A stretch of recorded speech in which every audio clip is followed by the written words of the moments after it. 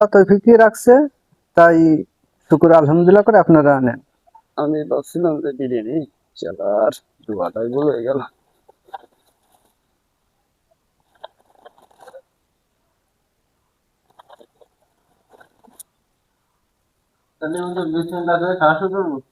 হ্যাঁ খাও, সমস্যা নাই, খাও।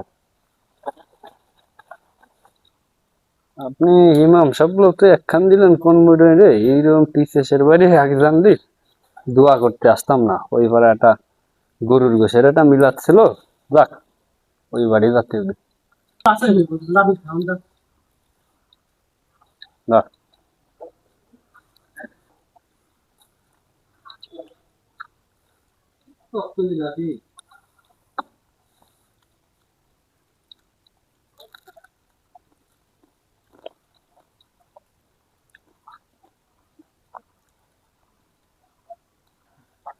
আমার ঘরে তো আমি খাই নিলাম, আল্লাহ তো কবিল করবে। কি কবিতা কই?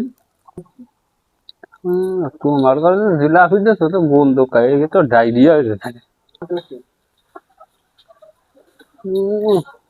রোজ পারে একটা খিচুড়ির দাঁত ছিল, ওই দাঁতে না যায় না, এখন গরুর গোসল দেবে।